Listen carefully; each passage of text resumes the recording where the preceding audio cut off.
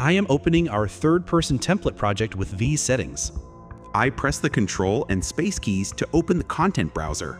Add feature or content pack, content, starter content, add to project, and boom, a bunch of ready-made objects, including the door object we'll be using, have been loaded into our project. Since the door will be interactive, we need to create a blueprint. I right-click on the content browser, select Blueprint class, and Actor Blueprint.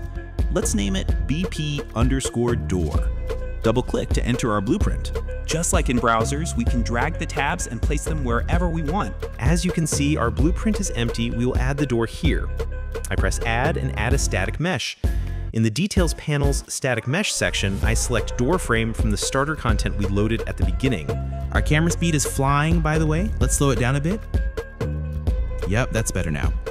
With door frame selected, let's add another static mesh. Details panel, static mesh, and door is on stage. Let's align the door with its frame. It seems like turning off the snap feature would be better. So, better. Now we've come to the main event, the thing that will detect when we approach the door and make it open. Box collision. We want the door to open automatically when our character enters the box collision. So what needs to happen for that? Exactly, the box collision needs to be wide enough for our character to enter it. Let's give it a rough size. Move it up a bit. I think it's okay. Compile it.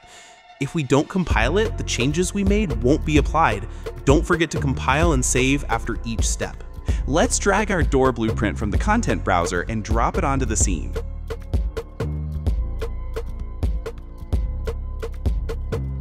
Let's start the game. Since we haven't written any code yet, nothing will happen even if we're in collision. Wait, what? We shouldn't be able to pass through it. There must be an issue with the door's collision preset option. No, the option is correct.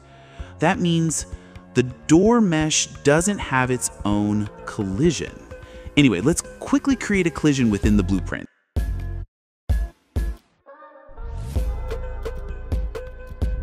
With the door collision selected, set the collision preset option to block all dynamics. This way, the door will block us, meaning we won't be able to pass through it. Yup, we're no longer Casper the Ghost. We're in the door blueprint. When we enter the area, the door will open. So I select Box Collision and click on Component Begin Overlap in the Details panel. And an event node is added to my event graph, or the blueprint node screen. This onComponentBegin Overlap node is triggered when a character or any object enters it, and it executes a sequence of nodes written after it. Since we won't be using the events that come preloaded in the event graph, I'm deleting them. Now, code time. First, we need to tell our box collision that the door will open when someone enters it. So using the cast2 node, I call the door blueprint into the character blueprint. Now box collision will know that the character is entering. So what will it do with this information? Nothing. It will just know, because we haven't told it what to do with this information yet. So let's say it, shall we? We need to say, when our character enters, open the door. But it doesn't know what opening the door means, so we need to say, rotate the door 90 degrees around its pivot point on the z-axis. Welcome to algorithmic logic. I pull the pin on the Cast2 node and type Set Relative Rotation, then click on the option for the objects whose rotation we want to change, which is the door. We see that the door's current angle on the z-axis is 0 degrees. When we approach the door, this angle should be 90 degrees. I'm going back to the event graph and setting the new rotation value on the z-axis to 90 degrees. Right-click on Box Collision, select Add Event, and select On Component End Overlap, and add another event. What do you think this event does? Exactly.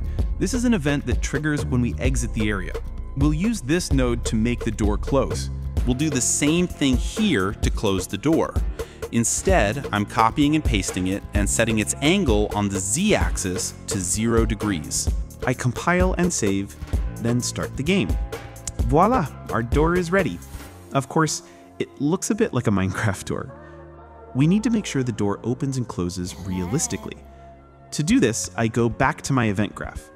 I delete my set relative rotation nodes, for now. and I add a timeline node.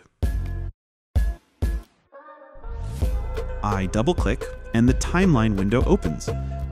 I click the Track button and add Float Track, which gives us a timeline. The timeline works by filling in the process between one point and another. We define the process of these points within the timeline, then connect this process to the timeline node for which situation we will use it. It's easier to understand as we go.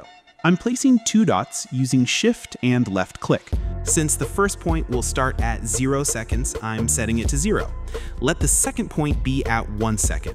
Since it will be completed in 1 second, let's set the timeline limit to 1 second. I select the points, right-click, and choose the Auto option.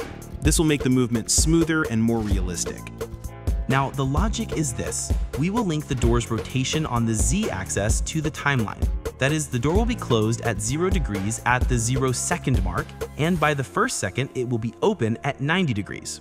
All intermediate values between these 2 points on the timeline will be automatically calculated and filled in. Thus, a smooth rotational movement will occur as the door opens.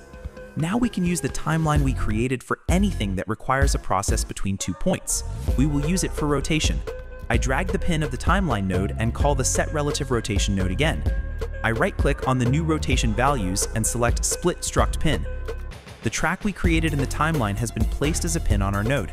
I drag this pin, press the asterisk key, and select Multiply.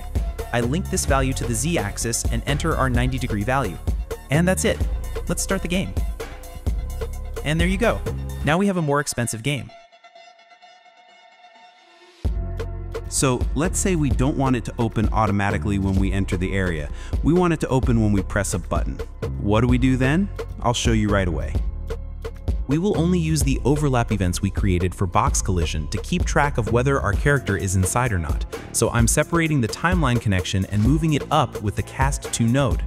I create a Boolean variable and leave its default state as false. Holding down the Alt key, I drag it into the event graph to make it set. I connect it to the cast2 node linked to begin overlap and mark it as true, because the inside state should be true when the character begins overlap. I copy and paste it, connect it to the cast2 node, and as you might guess, set it to false. You understand why, right? Because when the character leaves the area, the state of being in the area will be false. That's why. Now let's add an E key event to open the door. When we press E, if the character is inside, I add a branch node so that the next nodes can run. And I drag the variable we created by holding the control key and connect it to the condition pin. In this way, if our character's being inside the area is false, the branch will ensure that the next nodes do not run. Now, in order to be able to close the door, I connect a flip-flop node to the true pin of the branch node. I connect pin A to play and pin B to reverse. In this way, when we press the E key, we can open and close the door as many times as we want. Let's compile and save and start the game. Yup, something's wrong.